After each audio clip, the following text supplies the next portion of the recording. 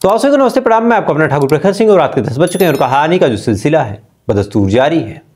कल कहीं बाहर था तो कल कहानी सुना नहीं पाया और एक नया सेटअप, एक नई तैयारियों में कई दिनों से लगा हुआ था और माइक वगैरह भी ठीक ठाक मंगा लिया। इंस्टाग्राम, फेसबुक, यहाँ पे डेली न्यूज़, डेली अपडेट, ये तमाम चीज़ें आ रही। तो अगर आप चाहें तो वहाँ पे भी मुझसे जुड़ सकते हैं और देश दुनिया की जो ताज़ा घटनाएं हैं, अब यहाँ पे 10 बजे रात तक का इंतज़ार करना पड़ता है, वहाँ 60 सेकंड या फिर 1 मिनट 2 मिनट में तमाम वीडियोस की जो खबरें होती हैं आपको लाइव मिल जाएंगी। तो द प्रखर ठाकुर इंस्टाग्राम पे भी आप खोज सकते हैं और द प्रखर ठाकुर करके आप फेसबुक पे भी खोज सकते हैं। देश दुनिया की तरोताज़ा खबर सबूतों के साथ, और कई ऐसी बंदिशें होती हैं जो यूट्यूब पे होती हैं लेकिन फेसबुक और इंस्टाग्राम पे नहीं होती, तो वहाँ पे खुल के बातें भी हो सकती हैं। बीच बीच में लाइव का भी प्रोग्राम वहाँ पे होता रहेगा, तो आप लाइव भी मुझसे जुड़ सकते हैं। तो फेसबुक और इंस्टाग्राम द प्रखर ठाकुर आप जरूर जुड़िए और वहाँ पे क्या कुछ नया है जो लोग जुड़े हैं वो देख भी रहे हैं, तो यूँ ही वहाँ भी प्यार बनाइए। अब आते हैं आज की कहानी की बात करते हैं। आमतौर पे किसी भी लड़की की ज़िंदगी का सबसे दर्दनाक पहलू होता है जब उसके साथ कोई गलत काम कर दे, उसकी इज्जत, उसकी आबरू के साथ कोई खिलवाड़ कर ले। और उससे भी दर्दनाक होता है अगर उस गंदगी, उस दुराचार की वजह से वो लड़की प्रेग्नेंट हो जाए। अब एक तो वो लड़की प्रेग्नेंट, अब यहाँ दिक्कत ये है कि कायदे से वो उस बच्चे की माँ भी है, तो उसे धुतकार भी नहीं सकती। और चूंकि वो जो बच्चा है वो एक दुराचार से हुआ है, इस वजह से उसे कायदे से समाज की नज़रों में वो स्वीकार भी नहीं सकती। तो माँ के लिए भी मुश्किल, और एक बच्चा जिसकी कोई गलती नहीं है उसकी पूरी ज़िंदगी तानों से गुजरेगी कि तुम तो रेप से पैदा हुए, तुम दुराचार से पैदा हुए। तो कायदे से जो उसका बायोलॉजिकल फादर है उसी से उसकी लड़ाई भी होने वाली है। और यहाँ पे कई मामलों में कोर्ट पहले काम कर जाती है, कई मामलों में नहीं करती, तो किस हिसाब से फिर चीज़ें होती हैं। और आज की कहानी इसलिए भी अलग है क्योंकि यहाँ पे पुलिस, कानून, तमाम चीज़ें हाथ उठा देती है, किसी को कानो कान खबर नहीं। जिसके साथ गलत काम हुआ उसने भी हिम्मत हार गया, उसने हथियार डाल दिया, कहा कि मैं नहीं लड़ाई लड़ पाऊंगी। लेकिन 30 साल बाद अचानक से उस महिला का बेटा आता है जो इस दुराचार से पैदा हुआ था, और पैदा होने के बाद फिर बदला लेता है। तो पूरी कहानी क्या है अब आपको सुनाता हूं। साल 1994 में एक लड़की थी, अब नाम उसका नहीं बता सकता, उम्र बामुश्किल 12 साल। अब 12 साल की उम्र, घर वालों को पढ़ाने लिखाने का शौक था। इत्तेफाक से इस लड़की की जो बड़ी बहन थी वो पेशे से एक टीचर थी, गवर्नमेंट टीचर। अब साल 1994 में अगर कोई टीचर बन जाए तो अपने आप में बहुत बड़ी बात, और ख़ासकर अगर कोई महिला बन जाए, कोई लड़की बन जाए, तो अपने आप में और बड़ी बात। तो जब वो टीचर बन गई उसके बाद उसकी एक बेहद अच्छे घर में शादी हुई। शादी होने के बाद अब वो ठीक ठाक तरीके से वहाँ रहा करती, शादीशुदा ज़िंदगी उसकी आगे बढ़ी। पति भी जो था वो नौकरी पेशा था, तो नौकरी पे, अपने जॉब पे जाया करता। इसी दौरान इस लड़की की उम्र जब 12 साल से थोड़ा सा अधिक हुई तो फिर घर वालों ने कहा कि तुम भी जाओ, पढ़ो लिखो, कुछ बनो, अपनी लाइफ में अचीव करो। अब लड़की ने कहा कि ठीक है, मुझे पढ़ना है और इतने इतने पैसे लगेंगे, मैं ये बनूंगी। अब माँ बाप की माली हालत उतनी ठीक थी नहीं, लेकिन एक उम्मीद थी कि बड़ी बहन अगर सरकारी टीचर हो सकती है तो छोटी बहन भी कुछ ना कुछ कर ही लेगी। लिहाजा उन्होंने कहा कि एक काम करो, तुम अपनी बहन के पास ही जाके रहो, जो तुम्हारी बड़ी बहन है, जो तुम्हारी दीदी है। तुम अगर उसके पास रहोगे तो वो चूंकि पढ़ी लिखी है तो तुम्हें पढ़ाई लिखाने में तुम्हारी मदद भी कर देगी, और वहाँ का माहौल थोड़ा सा पढ़ा लिखा है तो वहाँ तुम्हें एक अच्छा माहौल भी मिलेगा जिससे तुम्हारा मानसिक डेवलपमेंट भी अच्छा होगा। लड़की को भी लगा कि चलो ठीक है, दीदी के पास रहूँगी तो डांट वांट भी कम पड़ेगी, क्योंकि बड़ी बहन बहनों को कहाँ डांटती हैं माँ बाप की तुलना में, और ख़ासकर शादी के बाद तो एकदम नहीं। तो अब छोटी बहन अपनी बड़ी बहन के पास आ जाती है शाहजहांपुर, और उम्र है लगभग 12 साल के आसपास। अब शाहजहांपुर में आती है, किराए के कमरे में जो दीदी थी, जीजा थे, रहा करते हैं। छोटी बहन भी रहने लगी, क्योंकि वहीं बगल में ही बड़ी बहन का स्कूल था, तो ये लोग घर पे रहते नहीं थे। स्कूल की वजह से एक किराए के कमरे पे ये लोग रहा करते हैं। जो जीजा जी थे उनकी भी नौकरी वहीं लगी हुई थी, तो घर पे भी ज़्यादा आना जाना था नहीं। तब छोटी बहन वहीं पे आके रहने लगी, अपनी पढ़ाई को आगे बढ़ाने लगी। धीरे धीरे वक्त गुजरा। साल 1994 का सितंबर महीना आ जाता है। अब सितंबर महीने में तमाम चीज़ें अपने अपने हिसाब से चल रही। जो बड़ी बहन है वो अपनी जगह पे सेट, जो छोटी बहन है वो अपनी जगह पे सेट, और जीजा भी नौकरी पे जा रहे हैं। इसी दौरान उस घर के सामने एक ठेला लगाता था जिसका नाम था नकी हसन उर्फ ब्लेड ड्राइवर, ये उसका नाम था। नकी हसन वहाँ पे एक ठेला लगाता, उस पर कुछ छोटी मोटी चीज़ें बेचता।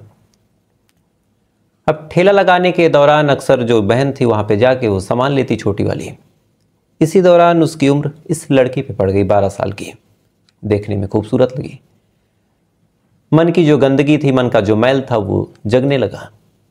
उसने इस बारे में अपनी बड़े भाई गुड्डू से कहा, बताया कि देखो ये लड़की है, कितनी खूबसूरत है।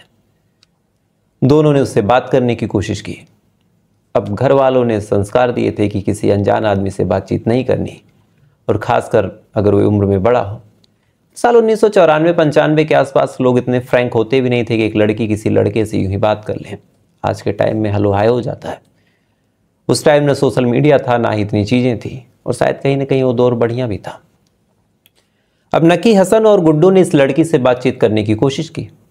इसने इग्नोर कर दिया। उन दोनों को बेइज्जती लग गई कि इस लड़की ने कैसे इग्नोर कर दिया, लोग जानेंगे तो क्या कहेंगे। इसके बाद उन्होंने एक प्लान बनाया। प्लान के तहत अब इस लड़की की रेकी करने लगे कि घर पे कौन आता है, कौन जाता है, कितने बजे घर पे कोई नहीं होगा, कब ऐसा होगा जब ये लड़की घर पे अकेली होगी।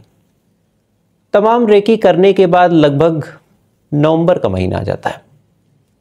नवंबर का महीना, शाम को सूरज जल्दी ढल जाए और सुबह सूरज देर से उगे।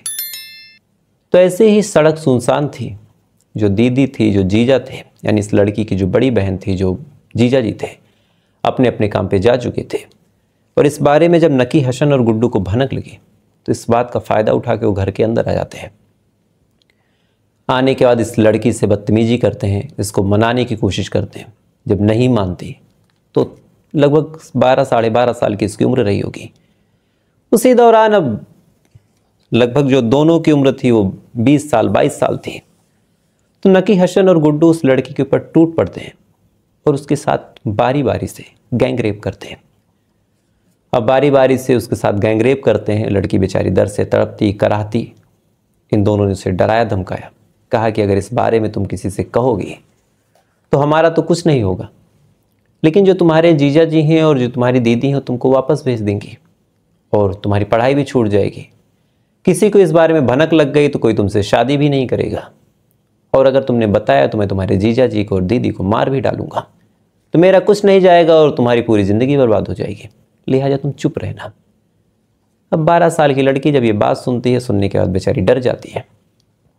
उसके बाद ये दोनों वापस वहाँ से लौट आते हैं। शाम को फिर ठेला लगाते हैं। जीजा दीदी लौट के आते हैं।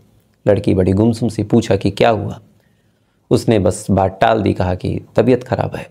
उन्हें लगा कि शायद कुछ पैर दर्द कर रहा होगा या फिर सर दर्द कर रहा होगा या फिर कोई और बात होगी। बात आई गई होगी। अब ये चीज़ जब इन दोनों ने देखा कि लड़की ने किसी को बताया नहीं तो फिर इनका और मनोबल बढ़ा। अब ये कई बार ऐसा आते और उस लड़की के साथ रेप करते। लड़की बेचारी दरी सहमी, अब किसी को बताए क्या, खामोश हो गई। और इस बात का फ़ायदा उठा के उस लड़की के साथ इन दोनों दरिंदों ने कई बार रेप किया। धीरे धीरे साल 1995 आ गया, और जब साल 1995 आया, अचानक से इस लड़की के पेट में दर्द हुआ। अब लड़की के पेट में दर्द हुआ, फौरन मामला डॉक्टरों के पास गया। चूँकि दीदी भी पढ़ी लिखी, जीजा भी पढ़े लिखे, उन्हें फौरन लग गया कि कुछ गड़बड़ हो सकता है, तो चलो हॉस्पिटल लेके गए। वहाँ पे जांच पड़ताल हुई, अल्ट्रासाउंड हुआ। जब तमाम दवाई दी गई, आराम नहीं हुआ, तो अल्ट्रासाउंड हुआ। अल्ट्रासाउंड होने के बाद फिर जब चेक किया गया तो पता चला लड़की प्रेग्नेंट है। अब जब ये बात पता चली कि लड़की प्रेग्नेंट है, तब चाहे जीजा जी हो चाहे दीदी हो, पैरों तले जमीन खिसक गई। उन्होंने पूछा कि ये कैसे हुआ, तुम्हारा कोई बॉयफ्रेंड है क्या, क्या किसी से तुम बात करती हो। तब इस लड़की ने रो रो के पूरा वाकया बताया। अब जब पूरा वाकया बता दिया तो जीजा जी भी क्या करें, दीदी भी डर गई। उन्हें लगा अगर ये बात खुलेगी तो फिर बदनामी होगी और इन दोनों का हम कुछ बिगाड़ भी नहीं सकते। लिहाजा इस लड़की को ही कायदे से जहाँ पुलिस कंप्लेन करनी चाहिए थी कुछ और करना चाहिए था। इस लड़की को ही भेज दिया गया एक रिश्तेदार के यहाँ रामपुर। अब लड़की रामपुर में है, रामपुर में ही फिर चूँकि प्रेग्नेंट थी, धीरे धीरे वक्त आगे बढ़ा, प्रेगनेंसी की डेट नज़दीक आई। उसके बाद फिर फाइनली साल 1995 के लास्ट महीने आते आते इस लड़की ने एक लड़के को जन्म दिया और इस समय महज इसकी उम्र 13 साल थी। अब 13 साल की उम्र में इस लड़की ने एक लड़के को जन्म दिया और कायदे से ये माँ बन चुकी थी। अब ना ही बॉडी उस लायक तैयार, ना ही ये लड़की उस लायक तैयार, फिर भी मजबूरी में कुछ दिन तक उस बच्चे को अपने पास रखा। कहीं ना कहीं खुद से जना वो बच्चा था तो लगाव भी हुआ, अटैचमेंट भी हुआ, लेकिन आसपास के लोग, रिश्तेदार, समाज के ताने, सबने कहा कि अगर ये लड़की इस बच्चे के साथ रहेगी तो फिर इसके जीवन में कौन इसका हाथ पकड़ेगा। न चाहते हुए भी इस लड़की के बच्चे को इससे छीन के एक रिश्तेदार के यहाँ दे दिया गया और फाइनली इस लड़की को इसके माँ बाप के पास भेज दिया गया। लड़की को समझाया गया कि जो कुछ हुआ उसको भूल जाओ और नई जीवन की शुरुआत करो। लड़की अपने माँ बाप के पास वापस आ जाती है, कुछ दिन तक अपने बच्चे को और अपने साथ जो कुछ हुआ उसे याद करने की कोशिश करती है, रोती है, लेकिन वक्त के साथ साथ अब नई दुनिया, नई जगह, कहीं ना कहीं ये भूल जाती है। फाइनली इसकी शादी भी हो जाती है। शादी होने के बाद अब ये लखनऊ आ जाती है, लेकिन इसी दौरान कुछ साल जब शादी के गुजरते हैं तो फिर गुजरने के बाद इस लड़की के पति को पता चल जाता है कि इस लड़की के साथ ऐसा कुछ हुआ था। अब जब पति को ये बात पता चली तब पति ने कहा कि अगर तुम्हारा रेप हुआ है तो मैं तुम्हारे साथ कैसे रह सकता हूँ। अब ये लाइन बोलते हुए जब उसने इस लड़की को कहा तो लड़की ने कहा कि मेरी क्या गलती थी अगर मेरे साथ ऐसा कुछ हुआ, क्या मैंने किया। उस आदमी ने एक भी बात नहीं सुनी और इस लड़की को छोड़ दिया और कहा कि तुम जानो, तुम्हारा काम जाने। अब ये तमाम चीज़ें चल ही रही थी, उधर वो बच्चा भी बड़ा हो गया और देखते देखते वो 16 साल का हो गया। 16 साल का होने के बाद फिर फाइनली अब अलग अलग एग्जामिनेशन फॉर्म आने लगे। अब तक रिश्तेदारों को ही अपना माँ बाप जानता रहा, उनको ही अपना पेरेंट समझता रहा, लेकिन जब 16 साल की उम्र हो गई और कायदे से उसे कई तरह के फॉर्म भरने पड़े, चाहे 12th का हो, चाहे अलग अलग कॉम्पिटिटिव एग्जाम्स हो, तो वहाँ पे फिर एक कॉलम होता है फादर का नाम, मदर का नाम। रिश्तेदारों से जब माता का नाम पूछा और साथ ही आधार कार्ड वार्ड का भी सीन आ गया था उस टाइम तक, तो फिर जब पूछा रिश्तेदारों से कि क्या नाम है मेरे माँ बाप का, तो माँ का नाम उन्होंने बता दिया। उसके बाद फिर इस लड़के ने पूछा कि मेरी माँ कहाँ रहती है, उन्होंने एड्रेस बता दिया। अब 17 साल का ये लड़का अपनी माँ के पास आता है और माँ के पास ही रहने लगता है। अब माँ के पास आके रहने लगा, उसके बाद फिर पूछता कि मेरे फादर कौन है, मेरे फादर कहाँ हैं। अब माँ बेचारी क्या बताए, उसने झूठ बोला, कहा कि तुम्हारे फादर आर्मी में है। उसने फिर नाम पूछा तो फिर एक काल्पनिक नाम इसने बता दिया, लेकिन अब आधार कार्ड, राशन कार्ड, ये तमाम चीज़ें हर जगह जब प्रूफ लगने लगा और बच्चा भी धीरे धीरे समझदार होने लगा तो फिर इसे डाउट हुआ। कहा कि नहीं, आप सच बताइए मेरे पापा कौन है और आपके साथ क्या हादसा हुआ है, ऐसी कौन सी वजह है जो आप किसी रिश्तेदार के पास नहीं जाती। अब बच्चा भी जब पूरी जिद पे आया, कसम वगैरह देने लगा, तब इस माँ ने अपने ऊपर जो कुछ बीता था वो तमाम चीज़ें बताई। अब जब तमाम चीज़ें बच्चे को पता चली और उसे जब पता चला कि वो एक रेप की पैदाइश है, तो कायदे से वो टूट गया और टूटते हुए भी अपने आप को संभालते हुए अपनी माँ से कहता है कि माँ तुम चिंता मत करना, जिन्होंने भी ऐसा कुछ किया है हम उनसे बदला जरूर लेंगे। पहली बार लगभग मान के चलिए कि 25 सालों में इस माँ ने बदले शब्द का नाम सुना था कि हाँ कोई इंसाफ के लिए लड़ेगा। इसके बाद फिर तैयारी हुई, माँ, बेटे, ये तमाम लोग कमर कसते हैं और वापस साल 2021 में आते हैं शाहजहांपुर। अब माँ जब वापस आती है और उसे वहाँ अपनी बहन के पास जाती है, तो चूँकि 30 सालों में कई सारी चीज़ें बदल जाती हैं, बच्चे बड़े हो जाते हैं, बड़े बूढ़े हो जाते हैं, बूढ़े ऊपर वाले को प्यारे हो जाते हैं। तो ये तमाम चीज़ें जब चल रही थी, ये शाहजहांपुर आती है कि चलो अब मुझे जो नकी हसन और गुड्डू है उनको सज़ा दिलवानी है। यहाँ के देखा तो तमाम चीज़ें बदल गई, ना ही नकी हसन का कुछ अता पता, ना ही कहीं से गुड्डू का अता पता। इधर ये लोग जब थाने गए, वहाँ पे कंप्लेन करने की कोशिश की तो पुलिस वालों ने कहा कि मैडम कहाँ 30 साल पुराने गड़े मुर्दे उठा रही हैं आप, कैसे हम सिद्ध करेंगे कि आपके साथ रेप हुआ है। पुलिस वालों ने भी मना कर दिया। इधर नकी हसन और गुड्डू का कुछ अता पता नहीं। फिर एक तरफ उम्मीद बंधी लेकिन टूटी, लेकिन बेटे ने कहा कि नहीं, सबूत सुराग जो कुछ है वो मैं ला के दूंगा, लेकिन सजा दिलवा के रहूंगा। अब एक माँ की ताकत उसका बेटा बनता है। उसके बाद फिर लड़ाई शुरू होती है, कड़ी मशक्कत की जाती है, ये लोग मेहनत करते हो, अंत में गुड्डू का पता चलता है। गुड्डू के थ्रू फिर जो नकी हसन था उसका पता चलता है। फिर से ये लोग पुलिस में जाते हैं, एड्रेस बताते हैं और कहते हैं कि 30 साल पहले 1994 में मेरे साथ यहाँ रेप हुआ था और ये मेरा 29 साल का बेटा जो है ये सबूत है कि मेरे साथ रेप हुआ। अब ये बात जब वहाँ के एसपी साहब सुनते हैं और जब कहते हैं कि सबूत कोई और नहीं ये मेरा बेटा है, तब उन्हें लगता है कि अगर इस पर कार्रवाई नहीं की और बात मीडिया में चली गई तो बड़ी बदनामी होगी। इसके बाद फिर तमाम लोग मेहनत करते हैं और अंत में नकी हसन और गुड्डू का डीएनए टेस्ट करवाया जाता है। और मैं बात कर रहा हूँ साल 2021 का। साल 2021 में नकी हसन और गुड्डू का जब डीएनए सैंपल लिया जाता है और साथ ही इस लड़के का डीएनए सैंपल लिया जाता है, उसके बाद लैब में जब भेजा जाता है, नकी हसन से ये डीएनए मैच कर जाता है। और जैसे ही नकी हसन से डीएनए मैच करता है, पुलिस वालों को लग जाता है कि ये महिला और ये लड़का जो कुछ कह रहा वो सही कह रहा। फिर चार्जशीट फ्रेम की जाती है, मामला कोर्ट में जाता है। और अभी चंद दिनों पहले की बात है, इस कोर्ट में जो जज साहिबा थी पूरा मामला जब सुनती हैं और उनका नाम था लवली सिंह यादव, उनके सामने ये जो फैसला करने की बारी आती है तो उन्होंने इस बच्चे को इतना सराहा और कहा कि जिस हिसाब से बेटा तुमने काम किया शायद ही कोई ऐसा करेगा, कोई ऐसा ही होगा जो आके मीडिया के सामने मुखातिब होकर कहेगा कि मैं रेप से पैदा हुआ हूँ और बायोलॉजिकल जो मेरा फादर है उसी ने ऐसा किया और उसे सज़ा मिलनी चाहिए।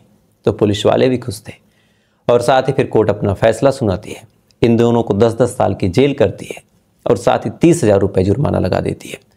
और जैसे जुर्माना लगाती है और 10 साल की जेल होती है, दोनों माँ बेटे एक दूसरे को गले मिलते हैं और माँ भी शायद धन्य हो गई कि रेप से ही भले पैदा हुआ, लेकिन ऐसा बेटा शायद कलयुग में अपने आप में एक वरदान है।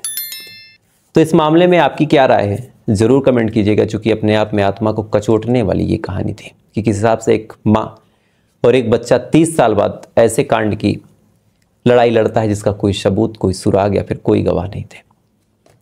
तो फिलहाल ये थी पूरी कहानी। अब आपसे कल फिर मुलाकात होगी और जो मैंने कहा कि आप फेसबुक और इंस्टाग्राम के माध्यम से मुझसे जुड़ सकते हैं, तो प्लीज़ जाके जुड़िएगा। द प्रखर ठाकुर चैनल का नाम है और इंस्टाग्राम पे भी देख सकते हैं, आप फेसबुक पे भी देख सकते हैं। आप सबके आशीर्वाद से फल फूल रहा है दोनों जगहों पे। तो खैर जल्दी मुलाकात होती है कल एक नई कहानी के साथ। तब तक अच्छे रहिएगा, खुश रहिएगा, अपना ख्याल रखिएगा, अपने देश का ख्याल रखिएगा। जय हिंद, वंदे मातरम।